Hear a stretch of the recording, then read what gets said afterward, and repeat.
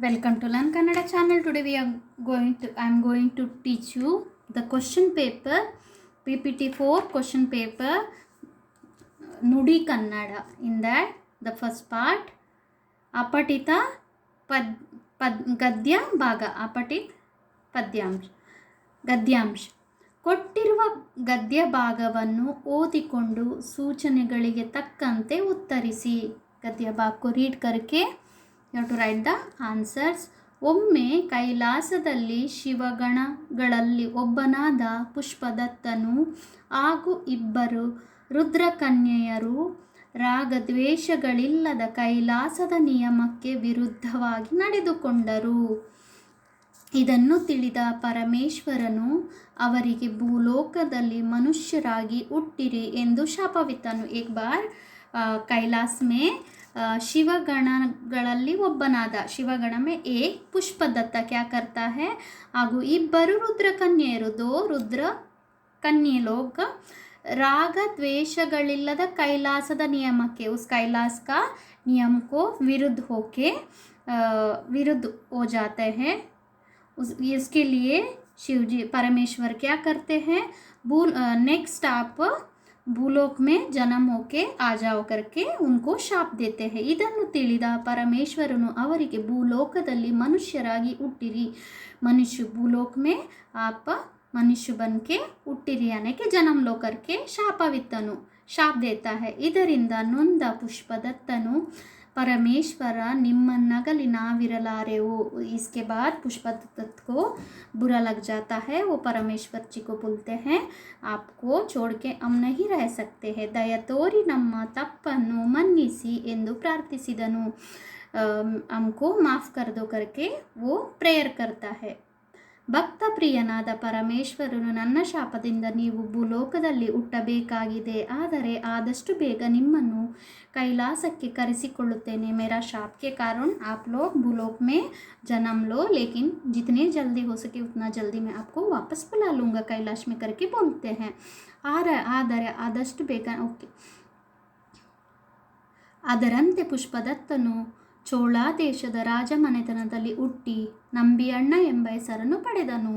पुष्पदत्त चोला देश का राजा बन के जन्म होता है और उसके नाम होता है ನಂಬಿಯಣ್ಣ ಎಂಬ ಹೆಸರನ್ನು ಪಡೆದನು. ಹಾಗೆ ರುದ್ರಕನ್ಯೆಯರು ತಿರುವತ್ತಿಯೂರು ಮತ್ತು ತಿರುವರೂರು ಎಂಬಲ್ಲಿ ಹುಟ್ಟಿದ ಪರವೆ ಮತ್ತು ಸಂಕಿಲಿ ಎಂಬ ಹೆಸರು ಪಡೆದು ಬೆಳೆಯುತ್ತಿದ್ದರು. ರಾಜನಾದ ಪುಷ್ಪದತ್ತನಿಗೆ ವಿವಾಹ ನಿಶ್ಚಯವಾಯಿತು. ಉಸ್ ರಾಜಾ ಕೋ ಶಾದಿ ಕಾ ನಿಶ್ಚಯ ಹೋ ಜಾತಾ. ಇದನ್ನು ತಿಳಿದ ಪರಮಶಿವನು ಆ ವಿವಾಹವನ್ನು ನಿಲ್ಲಿಸಿ ಪರಮ ಸಂಕಿಲಿಯರೊಡನೆ ವಿವಾಹವನ್ನು ಮಾಡಿಸಿ ಪುಷ್ಪದತ್ತನನ್ನು ಕೈಲಾಸಕ್ಕೆ ಕರೆಸಿಕೊಳ್ಳಬೇಕೆಂದು ಮನ ಮಾಡಿದನು. उसके बाद वो क्या करते हैं, उसका शादी को रोक के उसको कैलाश में लेके चले जाते हैं. ದೇವಿ ನಾನು ಪುಷ್ಪದತ್ತ ರುದ್ರಕನ್ಯೆಯರಿಗೆ ಇತ್ತ ವಚನದಂತೆ ಅವರನ್ನು ಕೈಲಾಸಕ್ಕೆ ಕರೆತರುವ ಕಾರ್ಯವನ್ನು ಮಾಡಲಿದ್ದೇನೆ.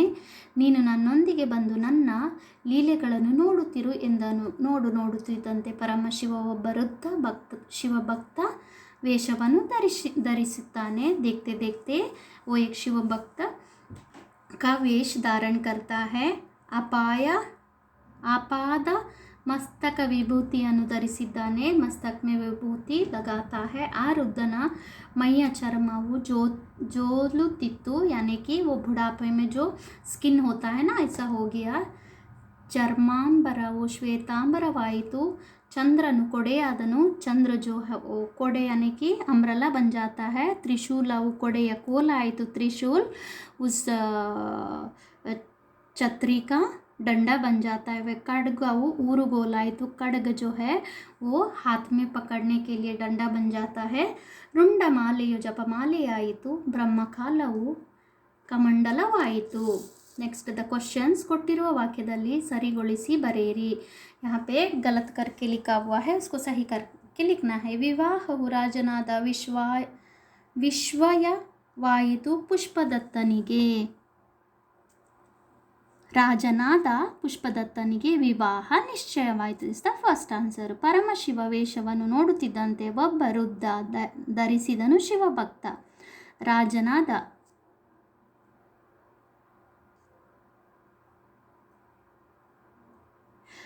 ನೋಡುತ್ತಿದ್ದಂತೆ ಪರಮಶಿವ ಒಬ್ಬ ವೃದ್ಧ ಶಿವಭಕ್ತನ ವೇಷವನ್ನು ಧರಿಸಿದನು. This the second answer. ಸೇರಿಸಿ ಬರೆ. ಊರು ಪ್ಲಸ್ ಗೋಲು ಊರುಗೋಲು, ಕೋಲು ಪ್ಲಸ್ ಆಯಿತು ಕೋಲಾಯಿತು. ನೆಕ್ಸ್ಟ್ 2 ನಾಮಪದ naming word you have to search. Pushpadatta, then Pushpadatta एक परमेश्वर, 2 नेमिंग वर्ड हो गया. ನೋಡುತ್ತಿದ್ದಂತೆ ಪರಮಶಿವನು ಒಬ್ಬ ಡ್ಯಾಶ್ ವೇಷಧಾರ ನಂಬಿ ಅಣ್ಣನಾಗಿ ಹುಟ್ಟಿದವನು ಡ್ಯಾಶ್ ಪುಷ್ಪದತ್ತ. ನೋಡುತ್ತಿದ್ದಂತೆ ಪರಮಶಿವನು ಒಬ್ಬ ಡ್ಯಾಶ್ ವೃದ್ಧ ಶಿವಭಕ್ತನ ವೇಷವನ್ನು ಧರಿಸಿದನು. ಮಾನವನಾಗಿ ಹುಟ್ಟಿದ ರುದ್ರ ಕನ್ನಿಕೆಯ ಇದ್ದ ಹೆಸರು ಪರವೆ ಅಂಡ್ ಸಂಕೀಲಿ. ಬ್ರಹ್ಮ ಕಪಾಲವು ಡ್ಯಾಶ್ ಆಯಿತು ಕಮಂಡಲು. ನೀನು ನನ್ನೊಂದಿಗೆ ಬಂದು ನನ್ನ ಲೀಲೆಗಳನ್ನು ನೋಡುತ್ತಿರು. ಶಿವನ ಗಿರಿಜಿಕೆ. The answer. ये जो गद्य भाग है थोड़ा मुश्किल है, इसलिए मैं आंसर्स बता रही हूँ. ರುಂಡಮಾಲೆಯು ಡ್ಯಾಶ್ ಆಯಿತು ಜಪಮಾಲೆಯಾಯಿತು. The answer.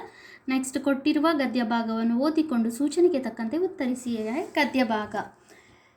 ಈ ಮಣ್ಣು ನಮ್ಮದು, ಈ ಗಾಳಿ ನಮ್ಮದು, ಕಲಕಲನೆ ಅರಿಯುತ್ತಿಹ ನೀರು ನಮ್ಮದು, ಕಣಕಣದಲ್ಲೂ ಭಾರತೀಯ ರಕ್ತ ನಮ್ಮದು, ನಮ್ಮ ಕಾಯುವ ಹಿಮಾಲಯವು ತಂದೆ ಸಮಾನ, ಗಂಗೆ ತುಂಗೆ ಕಾವೇರಿ ತಾಯಿ ಸಮಾನ, ಈ ದೇಶದ ಜನರೆಲ್ಲರೂ ಸೋದರ ಸಮಾನ, ಈ ನಾಡಿನ ಹೃದಯವದು ದೈವ ಸನ್ನಿಧಾನ, ಅಜಂತ ಎಲ್ಲೂರು ಹಳೆಬೀಡು ಬೇಲೂರು ಶಿಲೆಗಳಿವು ಕಲೆಯ ಆಗರ, ಹಿಂದೂ ಬುದ್ಧ ಜೈನ ಕ್ರೈಸ್ತ ಮುಸಲ್ಮಾನ ಧರ್ಮಗಳ ಮಹಾಸಾಗರ, ತಂಗಾಳಿಗೆ ತಲೆದೂಗುವ ಪೈರಿನ ಹಾಡು, ಆ ಹಾಡಿಗೆ ತಾಳ ಕೊಡುವ ಯಂತ್ರದ ಜಾಡು, ವಿಜ್ಞಾನವು ಅಜ್ಞಾನವನ್ನು ಗೆಲ್ಲುವ ಹಾಡು, ಹೊಸ ಭಾರತ ನಿರ್ಮಾಣವು ಸಾಗಿದೆ ನೋಡು. ಪದ್ಯದಿಂದ 2 ಜೋಡು ಪ್ರಾಸಪದ.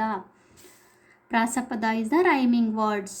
ಜಾಡು, ನೋಡು, ಅಗರ, ಸಾಗರ. ಬಿಟ್ಟಿರುವ ಸ್ಥಳಗಳಲ್ಲಿ ಆವರಣದಿಂದ ಆರಿಸಿದ ಸೂಕ್ತ ಪದಗಳನ್ನು ತುಂಬಿರಿ.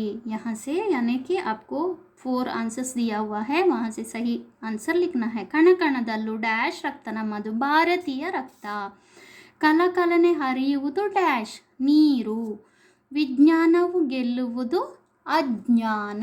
The answer. ತಂದೆ ಸಮಾನ ಕೋನ್ ಹಿಮಾಲಯ,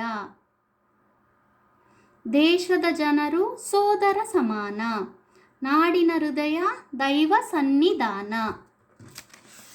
ನೆಕ್ಸ್ಟ್ ಕೊಟ್ಟಿರುವ ಗದ್ಯ ಭಾಗವನ್ನು ಸಂಕ್ಷಿಪ್ತವಾಗಿ ಬರೆಯಿರಿ. गद्य भाग को आपको शॉर्ट करके लिखना है. आई जस्ट रीड द गद्य भाग. यक्षगान नृत्य यानी ये यक्षगान के बारे में दिया हुआ है. ಪುರಾತನವಾದ ಕಲೆ, it's a old story. Yakshagana ಇದು ಪ್ರಾರಂಭದಲ್ಲಿ ದೇಶಿ ಕಲೆಯಾಗಿತ್ತು. ಸ್ಟಾರ್ಟಿಂಗ್ ಮೇ ಸಿರ್ಫ್ ಯೋ ದೇಶಿ ಪ್ರೋಗ್ರಾಮ್ ತಾ.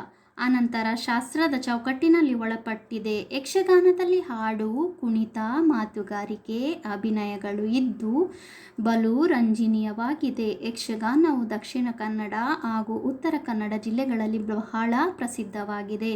ಯಕ್ಷಗಾನಕ್ಕೆ ದೇಶದಾಂತರ ಬಯಲಾಟ, ಭಗವತರಾಟ ಎಂಬ ಹೆಸರಿರುತ್ತದೆ. ಇದರಲ್ಲಿ ತೆಂಕುತಿಟ್ಟು ಮತ್ತು ಬುಡಗಟ್ಟು ಎಂಬ 2 ವಿಧಗಳಿವೆ. ಯಕ್ಷಗಾನವನ್ನು ಬಯಲಿನಲ್ಲಿ ಪ್ರದರ್ಶಿಸಲಾಗುತ್ತದೆ. ಯಕ್ಷಗಾನದ ಪ್ರದರ್ಶನಕ್ಕೆ ಚೌಕಾಕಾರದ ರಂಗಸ್ಥಳವೆಂಬ ವೇದಿಕೆ ಇರುತ್ತದೆ. ರಂಗದ ಹಿಂಭಾಗದಲ್ಲಿ ಭಾಗವತರು, ಕಥಾರಂಭದಲ್ಲಿ ಸಭಾಲಕ್ಷಣ ಇರುತ್ತದೆ. ಈ ಸಂದರ್ಭದಲ್ಲಿ ಶ್ರೀವೇಷ, ಕೊಡಂಗಿ ಕುಣಿತ,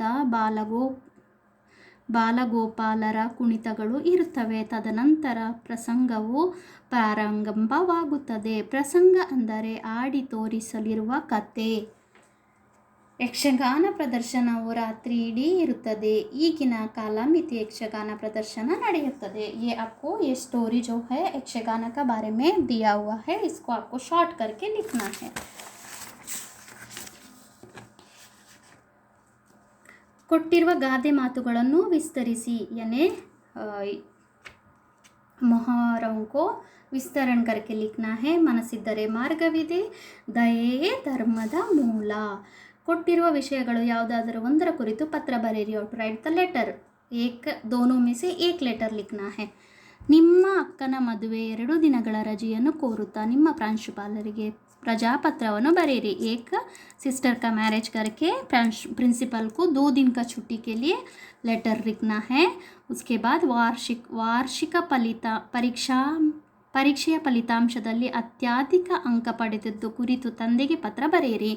यानी कि फाइनल एग्ज़ाम में सबसे हाईएस्ट मार्क लिया करके पापा को एक लेटर लिखो करके. नेक्स्ट अर्थ बरेरी, मीनिंग गाबरी, ताण, परिणित, गत्तु. विरुद्ध पद विलोम शब्द आसे कष्ट, उत्तम. आसे निरासे कष्ट.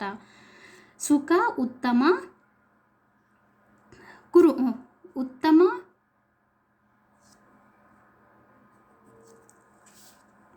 ತತ್ಸಮ ತದ್ಭವ, ಭೂಮಿ ಭುವಿ, ರಾಜ ರಾಯ, ಸಾವಿರ ಸಾಸಿರ, ಕಬ್ಬಿಗ ಕವಿ.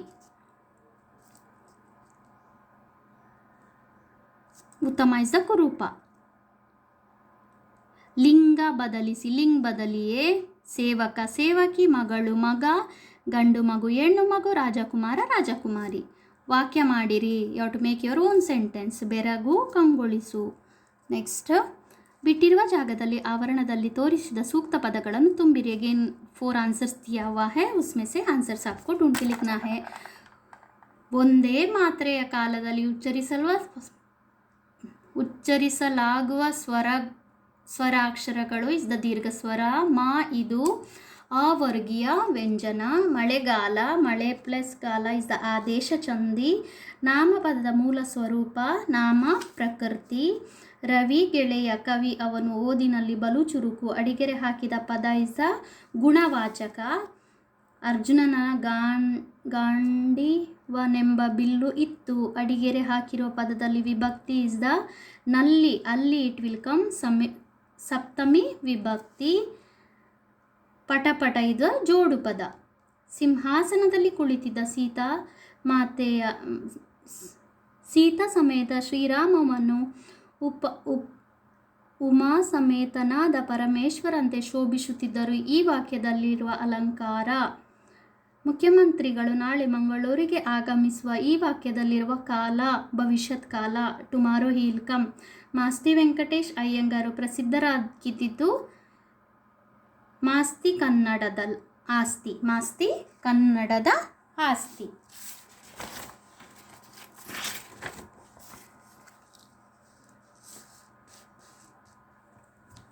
ಕೊಟ್ಟಿರುವ ಪದಗಳನ್ನು ಪೂರ್ಣಗೊಳಿಸಿ. यानी कि ಪೋಯಂ ಫಿಲ್ ಕರ್ನಾ ಹೈ. ಕೊಟ್ಟಿರುವ ಮಾತುಗಳನ್ನು ಯಾರು ಯಾರಿಗೆ ಹೇಳಿದರು. ಕಿಸ್ನೆ ಕಿಸ್ಸೆ ಕಹ. ಚಿನ್ನ ರತ್ನಗಳಿಗೆ ಇಲ್ಲಿ ಬೆಲೆ ಇಲ್ಲ, ವೈಶಿಷ್ಟ್ಯಕ್ಕೆ ಬೆಲೆ. ನೀವು ನಿಮ್ಮ ತಾಯಿಯನ್ನು ಪ್ರೀತಿಸುವುದಿಲ್ಲವೇ. ಥರ್ಡ್ ಪ್ರಭು ಈ ಬೆಲೆ ತುಂಬ ಕಡಿಮೆಯಾಯಿತು. ಆನ್ಸರ್ आपको फाइंड करके देखना है. ಕೊಟ್ಟಿರುವ ಪ್ರಶ್ನೆಗಳಿಗೆ ಒಂದು ವಾಕ್ಯದಲ್ಲಿ ಉತ್ತರಿಸಿ. और right the answers in one sentence का ऑलमोस्ट सब सीखना पड़ेगा आपको, जितना भी आपका पोर्शन में है. ವಿಕ್ರಮಾದಿತ್ಯನಿಗೆ ಅಚ್ಚುಮೆಚ್ಚಾಗಿದ್ದವರು. ಕೊಟ್ಟಿರುವ again the filling the blank. ವಿಕ್ರಮಾದಿತ್ಯನಿಗೆ ಅಚ್ಚುಮೆಚ್ಚಾಗಿದ್ದವರು ಮಹಾಕವಿ ಕಾಳಿದಾಸ. ವಿಕ್ರಮಾದಿತ್ಯನಿಗೆ ನೋ ಬೀರಬಲ್ಲ.